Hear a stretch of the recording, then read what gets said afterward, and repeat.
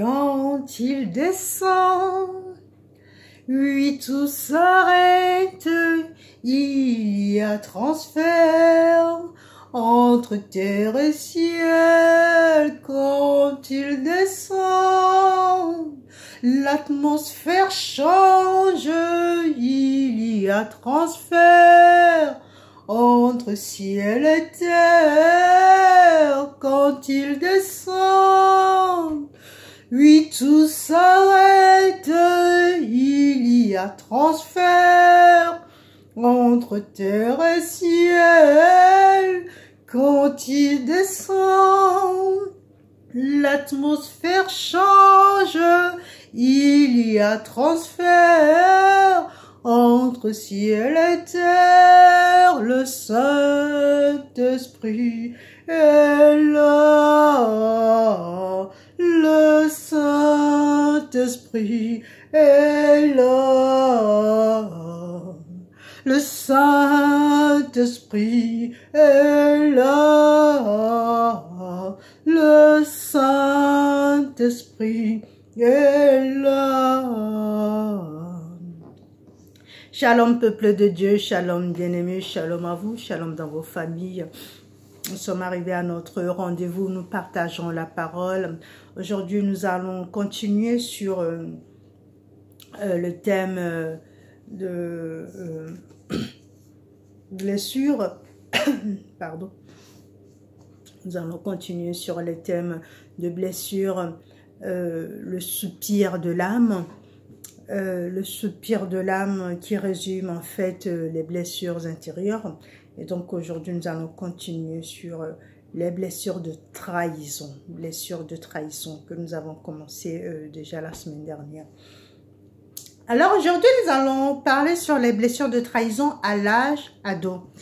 Parce que ce que nous devons savoir, je l'ai dit, je me répète, ces blessures ça commence à l'enfance, ça continue à l'âge ado et à l'âge adulte, ça continue, ça s'engraine. Donc, si ces blessures n'ont pas été prises en charge tout de suite à l'enfance, ça va continuer à l'âge adolescent. Il va y avoir d'autres blessures qui vont se rajouter. Il va y avoir des infections de blessures, comme on dit, voilà, ça va se creuser, ça va faire encore plus mal. À l'âge adulte, quand nous rentrons dans le couple, c'est pareil, si ces blessures n'ont pas été détectées, si ces blessures n'ont pas été prises en charge, nous rentrons dans le couple avec ces blessures et nous ne pouvons que échouer lamentablement parce que nous attirons déjà les personnes qui ont les mêmes blessures que nous. Donc si nous rentrons dans le couple avec ces blessures, cela veut dire que en d'autres termes, nous pénalisons le couple, nous pénalisons le conjoint qui a aussi ces mêmes blessures. Donc nous allons nous faire mal, il va y avoir des esprits qui vont s'entrechoquer et il va rien y avoir de bon, il ne va rien donner de bon. Donc le but de ces vidéos, le but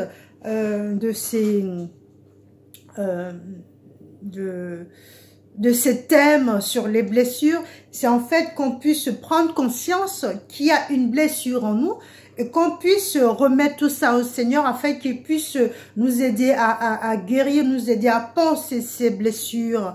Parce que tant que nous ne prenons pas conscience, il n'y aurait pas de demande de guérison.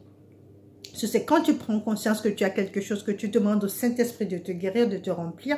Et c'est là que la guérison commence et prend place. Donc là, c'est une sensibilisation pour une réelle prise de conscience que ces blessures existent bel et bien. Aucune personne sur cette terre ne peut nier l'existence de ces blessures. Donc ces blessures existent bel et bien, nous en avons tous. Donc maintenant le fait est quelle blessure tu as. Donc il suffit juste de reprendre les vidéos que moi j'avais faites depuis 2018. Il s'intitulait Blessé mais pas condamné. Donc là les thèmes ont changé pour l'âme, le soupir de l'âme. Donc, vous allez reprendre tout ça, vous allez juste identifier les qualités, les défauts, voilà, les qualifications, et puis vous vous sentir aussi concerné, vous dire, ah ben tiens, la sœur Anne, elle a dit ci, elle a dit ça, je me retrouve un petit peu, donc voilà. Confiez au Saint-Esprit, c'est le Saint-Esprit qui guérit. Ce n'est pas le guérisseur, ce n'est pas le thérapeute, ce n'est pas le médecin, ce n'est pas la sœur Anne, ce n'est pas, voilà, les hypnotiseurs. Éloignez-vous de tout ça, c'est Jésus-Christ de Nazareth qui guérit. Amen. Je vais commencer. Alors, la dernière fois, nous avons parlé de la blessure de trahison et nous avons dit en fait que ces blessures naissent lorsque le parent de sexe opposé dévalorise ou maltraite le parent du même sexe. Donc, si toi tu me regardes que tu es un homme, cela veut dire que ta mère est tout le temps en train de dénigrer, de dévaloriser ton père, soit parce qu'il fait rien, soit parce qu'il participe pas à la maison, soit parce qu'il est tout le temps dehors. Voilà, ta mère est tout le temps en train de dénigrer ton père. Donc, forcément, il y a, si tu es un homme qui me regarde, oui, voilà, c'est que ta mère, voilà. Donc, forcément, il doit y avoir des blessures. C'est ça qui t'affecte toi en tant qu'enfant. C'est ça que tu portes comme blessure de trahison. Parce que tu te mets à la place du parent de ce même sexe qui souffre des médisances de l'autre sexe, de l'autre parent. Donc, ces enfants, ils sont quoi? Ils vont attirer, ils vont tout faire pour attirer l'attention des autres. Ils sont des meneurs, ils sont très actifs. Ils n'aiment pas se confier et se mettre facilement en colère. Donc, ce que nous avons vu aussi de principal, c'est que avant d'avoir les blessures de trahison, il faut qu'il y ait ces trois vices réunis. Il y a l'envie, il y a la haine, il y a la jalousie. Il y a tous ces vices réunissent qui entraînent les blessures de trahison. Nous avons parlé entre autres de Joseph. Joseph, ses frères, ils avaient tous ces vices qui étaient réunis. Ils avaient l'envie, lui l'enviait. Ils avaient la haine, la colère contre lui. Ils avaient la jalousie. Et c'est ça qui a entraîné la trahison, qui l'ont trahi. Donc aujourd'hui, nous allons parler de ces blessures à l'âge ado, mais nous allons surtout parler des pathologies qui découlent de ces blessures. Alors, c'est des enfants que j'avais dit dans l'autre vidéo, c'est des enfants qui développent une hyperactivité. Ils sont très actifs. Ils sont vraiment impatients. Et puis, ils ont de l'orgueil. Ils ont de l'orgueil dans le sens où ils veulent tout contrôler, ils veulent être au contrôle de tout. Et voilà, ils se donnent eux-mêmes la gloire, ils se donnent eux-mêmes, ils se lancent eux-mêmes des fleurs. C'est moi qui ai fait ça, c'est moi. C'est pour ça qu'ils se mettent à la tête de tout, en fait, pour avoir tout simplement l'honneur. C'est des enfants qui souffrent incessamment d'inflammation. Parce qu'ils sont tout le temps en colère, ils se mettent en colère très facilement, ce qui fait que voilà, ils souffrent des inflammations, soit des articulations, soit du foie, soit des tendons, voilà. Ils développent tout le temps des inflammations parce qu'ils ont du mal à évacuer l'humeur mauvaise. Ils ont du mal à évacuer et surtout à pardonner. Ils pardonnent très rarement. Ça, c'est très malsain. Quand tu gardes des choses en toi, quand tu enfermes ton frère, ta soeur dans ton cœur bien-aimé, ça crée, ça cause des dommages et ça cause des dégâts dans ton corps. Il y a ton corps qui développe des maladies comme le cancer par exemple. C'est des pardons non donnés, c'est des souffrances, c'est des colères, c'est pas mal d'amertume, des choses que nous gardons en soi qui développent des cancers, des tumeurs, des inflammations, voilà, pas mal de pathologies. Alors faisons très attention à ça. Nous avons aussi des raideurs physiques, des raideurs au niveau de la nuque. Tout ça, c'est des tensions nerveuses que nous n'arrivons pas à évacuer. Effectivement, la personne qui souffre de cette blessure est lunatique. Lunatique, c'est un petit peu une altération d'humeur, un changement d'humeur. Cela veut dire que la personne peut tout de suite rigoler, tout va bien.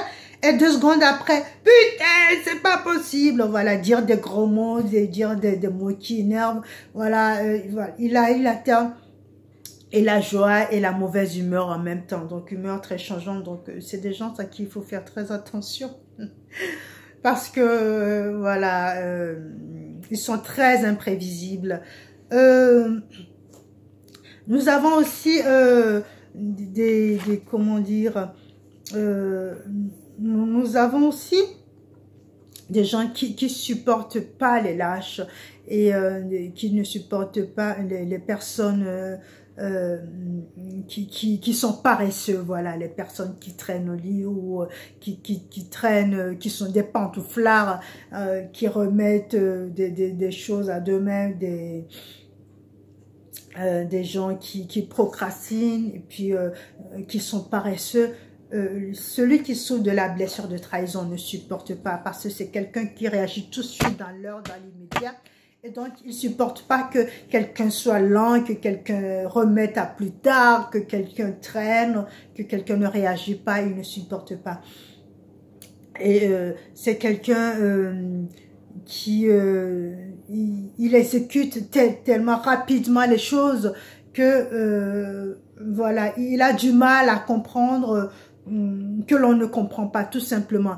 Donc, lui, ce qu'il fait, c'est qu'il collectionne des gens qu'il accepte comme il est, des gens qui comprennent ce qu'il dit. Donc, c'est quelqu'un qui va tout le temps demander, alors, est-ce que tu comprends? Est-ce que tu comprends? Parce que ça le rassure, lui, ça lui fait monter des grades, une grade supérieure, parce que voilà, il a l'impression de se faire comprendre, il a l'impression de se faire accepter, il a l'impression de se faire aimer. Donc, c'est quelqu'un qui a aussi corpulence physique, il a l'épaule très large, parce qu'il se bombe le torse, il se gonfle un petit peu d'orgueil, on va dire, et puis voilà, il se sent fier comme ça. Donc, on peut identifier des gens, soit nous-mêmes, soit autour de nous, comme ça. Et le fait qu'il croit qu'il est compris, ça fait qu'il a tendance à être très très ponctuel. C'est quelqu'un qui, quand il te donne rendez-vous maintenant, à une minute après, si tu viens, il se met en colère. Parce que pour lui, voilà, pour qu'il soit apprécié, pour qu'il se fasse accepter, il faut qu'il soit compris. Et ça, pour qu'il soit compris, il faut que quand ils te disent 12 heures pile, tu es là. Aujourd'hui, nous allons aussi voir quelques versets qui parlent. La dernière fois, nous avons parlé de Joseph. Il y a aussi Jésus, mais Jésus, ce sera plus tard. Là, aujourd'hui, nous allons voir quelques versets qui parlent de ses blessures. Je vais vous lire les versets. Je vais plus m'attarder sur le psaume 55. Mais d'abord, je vais vous donner le verset de psaume 41, verset 8. Psaume 41, verset 8. Je lis la parole du Seigneur. Tous ceux qui me haïssent chuchotent entre eux contre moi. Contre moi, ils méditent mon malheur. Psaume 41, verset 8. Et là, nous allons prendre le psaume, il y a aussi le psaume, le verset de Josué 9, verset 22. Là, nous allons prendre le psaume 55, verset 2 à 14, que David a écrit sûrement un moment où il s'est senti trahi, abandonné, délaissé. Donc, nous allons lire ce psaume et je vais vous demander de prendre ça de temps en temps quand vous sentirez qu'il y a ces blessures qui remontent à la surface, que quand vous vous sentirez concerné par ces qualifications que j'ai énumérées. Vous pouvez prendre ce verset et pas lire comme une récitation, mais méditer, prendre les paroles, les versets par verset et vraiment méditer et laissez-vous pénétrer par l'Esprit Saint qui puisse agir en vous. Je lis la parole du Seigneur. Dieu, prête l'oreille à ma prière et ne te dérobe pas à ma supplication. Sois attentif à mon égard et réponds-moi. J'erre ça et là, en soupirant et je m'agite à cause de la voix et de l'ennemi, à cause de la voix de l'ennemi et en face de l'oppression du méchant. Car ils font s'abattre sur moi le malheur et avec colère il m'accuse. Mon cœur tremble au-dedans de moi et les terreurs de la mort tombent sur moi. La crainte et l'épouvante m'assaillent et un frémissement m'enveloppe. Je dis, qui me donnera des ailes comme à la colombe? Je m'envolerai et je trouverai une demeure. Voici, je fuirai très loin, j'irai séjourner au désert. Je m'échapperai en toute hâte, plus que le vent impétueux, plus que la tempête. Car je vois dans la ville la violence et les querelles. L'injustice et l'iniquité sont au milieu d'elle. La fraude et la ruse ne quittent pas ses places. Car ce n'est pas un ennemi qui me déshonore, je le supporterai. Ce n'est pas celui qui me hait, je l'élèverai, qui se lève contre moi. Je me cacherai de lui. C'est toi un homme contre moi.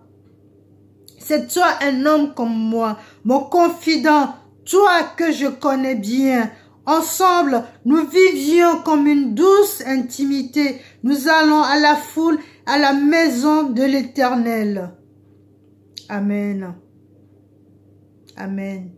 Psaume 55, versets 1 à 15. Je me suis arrêtée au 15. Donc, vous voyez bien que là, le psaume de David, il tourne autour de la trahison, de la haine, du mépris, du dégoût, voilà.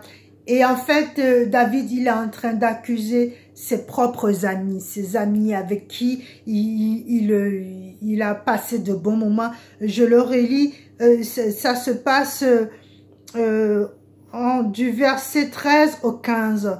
Car ce n'est pas un ennemi qui me déshonore, je le supporterai. Ce n'est pas celui qui me hait, qui s'élève contre moi, je me cacherai de lui. C'est toi un homme comme moi, mon confident, toi que je connais bien. Ensemble, nous vivions dans une douce intimité. Nous allons avec la foule à la maison de Dieu. Voilà. Donc, c'est quelqu'un qu'il connaît très bien, quelqu'un avec qui ils allaient louer, quelqu'un avec qui il a de l'intimité, quelqu'un qu'il appelle confident. Un confident, c'est quelqu'un à qui on dit tout.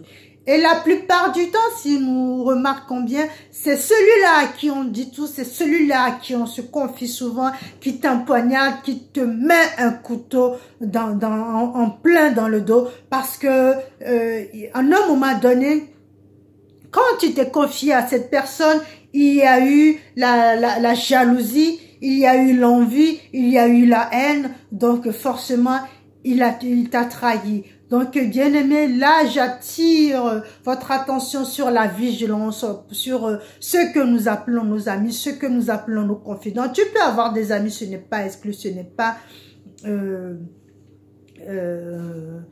c'est même conseillé, mais ce que tu dois savoir, c'est que même quand tu as un ami, il faut que tu te confies, il faut que tu te limites dans tes confidences. Ce n'est pas la peine de tout dire à cet ami, ce n'est pas la peine de tout te confier. Mets-toi en réserve par rapport à tes amis pour ne pas te faire surprendre afin que tu ne développes pas cette blessure de trahison. Parce que quand l'ami, il va... écouter tes confidences, quand il va se rendre compte que tu as plus que lui, il y a la jalousie qui va commencer à monter en lui petit à petit, la jalousie qui va entraîner la haine, qui va entraîner l'envie et qui va entraîner la trahison. Donc faisons très attention. Ferme les yeux un court instant, nous allons prier.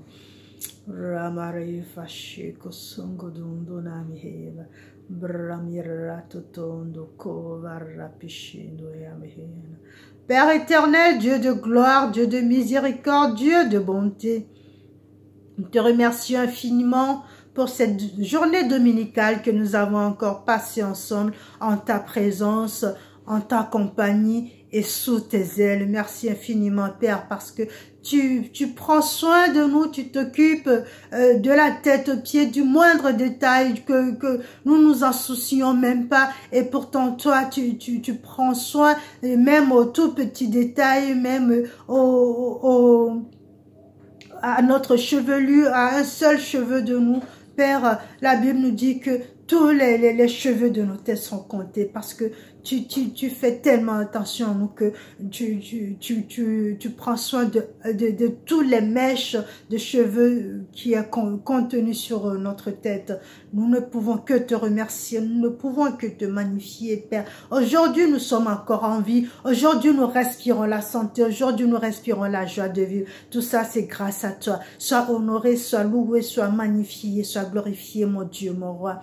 Père éternel, en ce instant même, je te confie toutes ces personnes qui me regardent et qui sont concernées par ces blessures de trahison. Oui, à un moment donné de leur vie, ils ont été trahis, soit par leur propre famille, soit par leurs amis, soit par leurs ennemis, soit par des gens qui connaissent pas. Mais Père, ce qui fait vraiment mal, c'est surtout à ces amis que nous appelons confidents, que nous appelons meilleurs amis, que nous appelons